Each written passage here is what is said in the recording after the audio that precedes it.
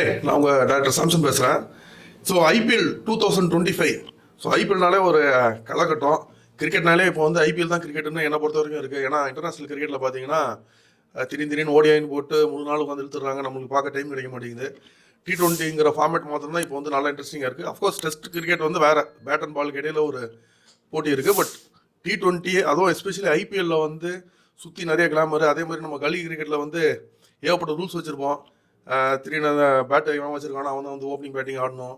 அது ஒரு பால் வந்து காம்பவுண்டை தாண்டி மேலே நேராக அடிச்சுன்னா 6, இன்னும் கொஞ்சம் ஹைட்டு தாண்டி அடிச்சுனா அவுட்டு அப்படின்னா பல ரூல்ஸ் வச்சுருப்போம். அந்த மாதிரி ஐபிஎல்லில் வந்து இன்டர்நேஷனல் கிரிக்கெட்டில் இல்லாத ரூல்ஸ் பலத்து இங்கே வச்சுருக்காங்க. இம்பாக்ட் பிளேயர்னு சொல்லிட்டு எக்ஸ்ட்ரா பிளேயர் ரூல் வச்சுருக்காங்க. அதே மாதிரி ஏகப்பட்ட ரூல்ஸ் வச்சுருக்காங்க. இன்டர்நேஷனல் கிரிக்கெட்டை தாண்டி எக்ஸ்ட்ரா ரூல்ஸு. அது எல்லாமே வந்து ஒரு பயங்கரமாக ஒரு என்ஜாய்மெண்ட்டான ஒரு கிரிக்கெட்டை வந்து கொடுக்குது. நல்லா ஒரு கொண்டாட்டமாக கொடுக்குது. ஸோ இந்த வருஷம் ஐபிஎல்லோட மெயின் ஃபிகர் பார்த்தீங்கன்னா எம்எஸ் தோனி தான். பல வருஷமாக ஐபிஎல் ஃபிகராக தோனி இருக்கார். இப்போ ஒரு 4-5 வருஷமாக அவரோட லாஸ்ட் ஐபிஎல் இருக்க போதும்னு சொல்லிட்டு எல்லாருமே பேசிகிட்டு இருக்காங்க. ஸோ அவர் எந்த ஒரு இதுவும் கொடுக்கல. அவரோட பாடி கண்டிஷனுக்கு ஏற்றாப்புல அவர் நான் ரிட்டர்ன் பண்ண அனௌன்ஸ் பண்ணிக்கிறேங்கிற மாதிரி சொல்லிட்டாரு. ஸோ இந்த வருஷமும் பார்த்தீங்கன்னா தோனி ஆடுறாரு. ஸோ நம்ம எல்லாருக்குமே அது ஒரு கொண்டாட்டம். இந்த வருஷம் நம்ம கண்டிப்பாக தோனியை கொண்டாட போகிறோம். இனிமேல் எத்தனை வருஷம் கொண்டாட போகிறோங்கிறது நம்ம யாருக்குமே தெரியாது. ஸோ இந்த ஐபிஎல் வந்து பார்த்தீங்கன்னா ஃபர்ஸ்ட் மேட்ச் வந்து கேகேஆர் vs ஆர்சிபி இந்த மேட்ச் வந்து நடக்குது. கேகேஆர் பார்த்தீங்கன்னா லாஸ்ட் டைம் அவங்க தான் டைட்டில் ஜெயிச்சிருக்காங்க. ஸ்ரேயாஸ் ஐயர் வந்து செம்மையாக கேப்டன்சி பண்ணி அந்த இது வந்து ஜெயிச்சார். இப்போது அதில் என்னென்னா ஸ்ரேயாஸ் ஐயர் வந்து கேகேஆரில் வந்து இருக்க மாட்டேன் அப்படின்னு சொல்லிட்டு கிளம்பி போகிறேன்னு சொல்லிட்டு கிளம்பிட்டார். ஸோ இது வந்து கேகேஆருக்கு ஒரு பெரிய ஒரு அடி. ஏன்னா கொஞ்சம் வருஷங்களாக வந்து கேகேஆர் வந்து ரொம்ப ஒரு சரியான டீமாக இல்லாமல் ரொம்ப டேபிள் டவுனில் தான் முடிச்சுட்டு வந்துட்டு இருந்தாங்க. ரீசெண்டாக ஐ திங்க் ஒரு 7th ஃபினிஷாக அந்த மாதிரிலாம் கூட 2 சீசனாக அந்த ரேஞ்சில் தான் வந்தாங்க. திடீர்னு கப் அடித்தது வந்து உண்மையிலேயே நல்லா ஒரு டீம்னால வந்தது. எந்த ஒரு டீம் வந்தாலும் அதுக்கு தலைமை வந்து கேப்டன் தான். ஸோ அந்த கேப்டன் கிளம்பி போகிறது வந்து அவங்களுக்கு ஒரு பெரிய அடி. ஸோ அதுக்கு பதிலாக வந்து அஜின்கே ரஹானே வந்து எடுத்திருக்காங்க. அஜின்கே ரஹானே வந்து ஒரு சாதாரண கேப்டன் கிடையாது. இந்தியன் கிரிக்கெட் டீம்லேயே வந்து ஒரு எக்ஸ்ட்ரானரி ரெக்கார்டு வச்சு ஒரு என்ன சொல்கிறது ஒரு வெரி அன்ஃபார்ச்சுனேட் பிளேயர் வந்து ரஹானே தான். ஏன்னா எந்த பிளேயருக்கும் இந்த மாதிரி ரெக்கார்ட் இருக்காது. பெருசாக கேப்டன்சியே பண்ணல. ஆனால் நான் ஜெயிச்ச கோப்பை எதுனா வாட்டர் கவாஸ்கர் ட்ரோஃபி ஆஸ்திரேலியாவில் ஜெயிச்சாங்கிறது தான் அவரோட ரெக்கார்டு. ஸோ அந்த அதுவும் ஒரு டீமே இல்லாமல் நெட் போலர்ஸ் எல்லாம் டீமில் சேர்த்து வச்சு ஆடி அவர் ஜெயிச்சுக்கூடாது. 3rd லெவல் டீம் வச்சு கூட அதில் அந்த கடைசி மேட்ச்லாம் பார்த்தீங்கன்னா அவ்வளோ இன்ஜுரியில் பிளேயர்ஸே இல்லை. அப்படி இருந்தும் எல்லாரையும் மோட்டிவேட் பண்ணி ஜெயிச்சார். அதே மாதிரி பார்த்தீங்கன்னா லைட் ஆஃப் டாபிக் நான் ஒன்று பேசுகிறேன்.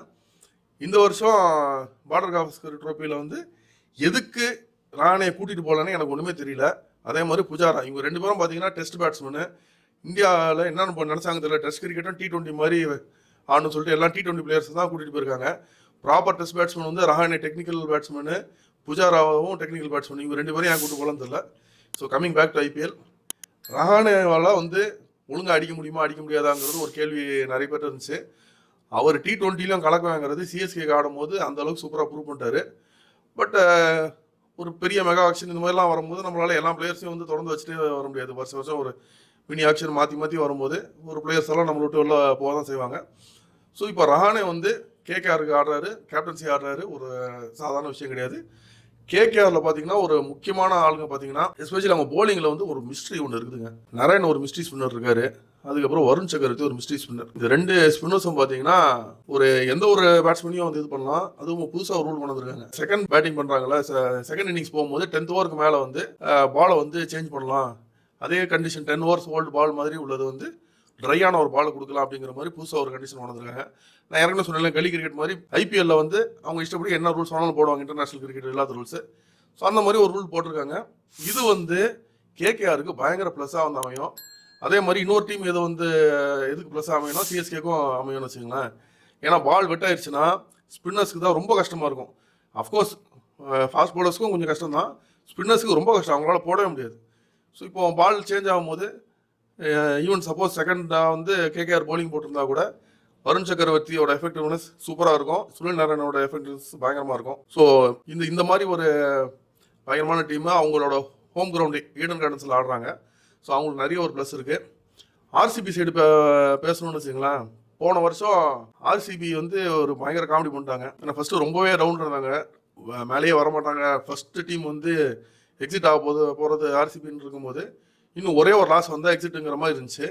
அதுலேருந்து ஒரு லாஸ் விடாமல் தொடர்ந்து 5-6 மேட்ச் ஏதோ ஒன்று தொடர்ந்து அடிச்சு ஜெயிச்சு கடைசியாக சிஎஸ்கே வர்சஸ் ஆர்சிபின்னு ஒன்று வந்துச்சு.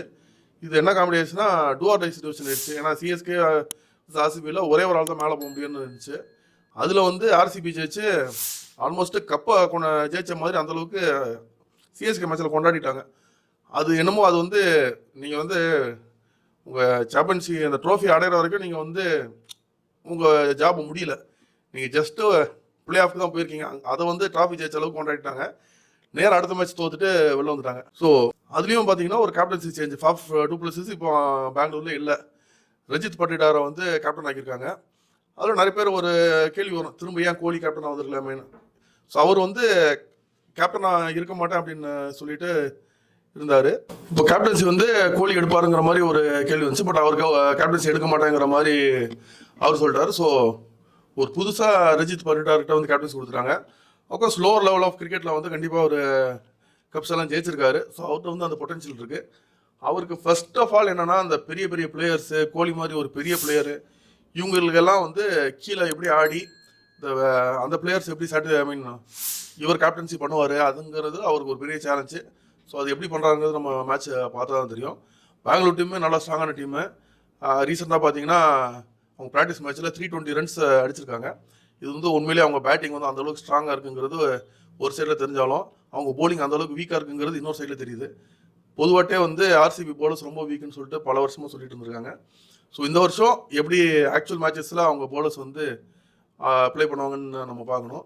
ஸோ என்னை பொறுத்த வரைக்கும் KKR versus RCB number 1 reason அது வந்து கேகேஆரோட ஹோம் கிரவுண்டில் நடக்கிறதுனால கேகேஆர் ஜெயிக்கிறதுக்கான வாய்ப்பு கொஞ்சம் ஜாஸ்தியாக இருக்குன்னு நான் சொல்லுவேன். பட் கிரிக்கெட் வந்து என்றைக்குமே அன்றைக்கி யார் பர்ஃபார்ம் பண்ணுறாங்கிறது தான் மேட்ரு. ஸோ யார் வேணாலும் ஜெயிக்கலாம். 2 டீம்லேயும் பயங்கரமான மேட்ச் வின்னர்ஸ் இருக்காங்க. இந்த சைடு கோலி இருக்கார், அந்த சைடு வந்து அந்த சைடும் நல்லா பிளேயர்ஸ் எல்லாமே இருக்காங்க. கேகேஆரில் வந்து ஒரு பெரிய ஒரு ப்ளஸ் என்னென்னா நீங்கள் விக்கெட் எடுத்துட்டா முதல்ல நீங்கள் வந்து ஜெயிச்சிடலான்னு காம்படிஷன் பண்ண முடியாது. கீழே பார்த்தோன்னா ரிங்கு சிங்க, ஆண்ட்ரி ரசல் மாதிரி அவ்வளோ டீப்பாக வந்து பேட்டிங் போயிட்டுருக்கு. சுனில் நாராயணன் சொல்லிட்டு ஏதோ அவர் வந்து ஒரு நார்மல் பிளேயர் மாதிரி இருந்துட்டு அவர் திடீர்னு ஓப்பனிங் பண்ணிவிட்டு சும்மா ஒரு பிஞ்ச் விட்டுற மாதிரி வந்துட்டு அவர் இப்போ எங்கேயோ ரன் ஸ்கோர் பண்ணிட்டுருக்காரு. ஸோ கேகேஆருக்கு அந்த மாதிரி ஒரு ஹிடன் பிளேசஸ்லேருந்தெல்லாம் உங்களுக்கு வந்து பர்ஃபார்மன்ஸ் வந்துட்டுருக்காங்க. ஸோ அதனால் கேகேஆர் நீங்கள் விக்கெட் எடுத்தால் மாத்திரம் நீங்கள் ஜெயிச்சிட முடியாதுன்னு தெரியாது. கீழே வரைக்குமே நீங்கள் அவங்கள வந்து விக்கெட் எடுத்தால் தான் நீங்கள் வந்து ரெஸ்ட்ரிக்ட் பண்ண முடியும். பெங்களூர் சைடில் வந்து என்றைக்குமே அவங்களுக்கு வந்து ஒரு அடித்தா வந்து பயங்கரமாக அடிப்பாங்க, இல்லை டோட்டலாக விழுந்தாலும் விழுவாங்கங்கிற மாதிரி ஒரு பெங்களூருக்கு இருக்குது. ஸோ இந்த மேட்ச் யார் ஜெயிப்பான்னு நம்ம பார்ப்போம். கேகேஆருக்கு ஸ்லைட் எட்ஜ் இருக்குது. ஏன்னா டைட்டில் ஜட்ஜ் வந்திருக்காங்க. அஜின்கே ரஹானே புது கேப்டனாக இருந்தாலும் ஏற்கனவே எக்ஸ்பீரியன்ஸான கேப்டனு. பட் பெங்களூருக்கு வந்து பட்டிடார் வந்து நியூ கேப்டனு. இந்த முதல் மேட்ச்சில் பர்சனலாக எனக்கு ஜெயிக்க வேண்டியது யாருன்னா சிஎஸ்கே. பட் அவங்க ஆடாதனால இவங்க 2 பேரில் ஒருத்தர் சொல்லணும், கேகேஆர். ஓகே, இந்த வீடியோ பிடிச்சிருந்துச்சுன்னா லைக் பண்ணுங்க, ஷேர் பண்ணுங்க, கமெண்ட் பண்ணுங்க. ரஃபி தியேட்டரை மறக்காம சப்ஸ்கிரைப் பண்ணிருங்க, பெல் பட்டனை கிளிக் பண்ணிருங்க.